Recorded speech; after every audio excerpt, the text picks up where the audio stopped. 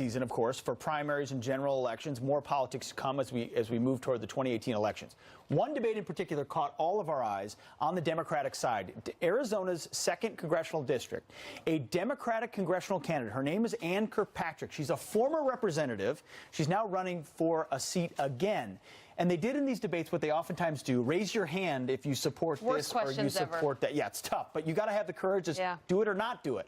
Questions were asked about, do you support ICE? And are you okay with what Maxine Waters has said? She raised her hand and everyone else didn't. Look what happened to her when she did. Listen. I just want to be really clear. If you would have declared your support for ICE agents without any increased oversight, would you have supported Democratic leadership in condemning Ms. Waters' comments?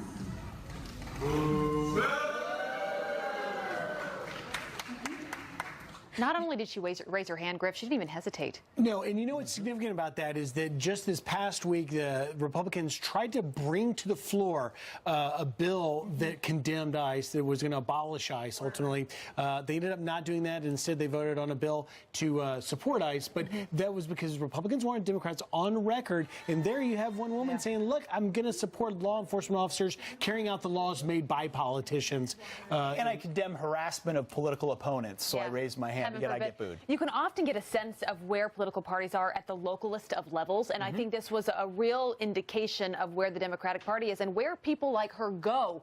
If you find yourself as a Democrat, but you aren't as extreme as some of those that have the loudest voices in the party calling for abolishing ICE and open borders and things like that, can you win elections? This is going to be the big debate within the Democratic Party. We shall see what the response is for her. A couple of responses you've sent, and we asked you for them. A tweet from Mike said, these folks have no clue about ICE's mission. This tweet comes in from Jackson, says the modern Democrat Party is so far left, if a candidate espouses anything not radical left, you get booed by liberal voters.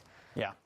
It's a tough place to be. Yeah, when you're not left and it's going hard left, you got a choice to make. She made a courageous one. We'll see what happens on the ballot box. For standing for a woman who's telling people to harass whoever yeah, she shouldn't be that courageous. I mean, You're right. She did the right thing there, but I wish there were more people raising their hands in those moments.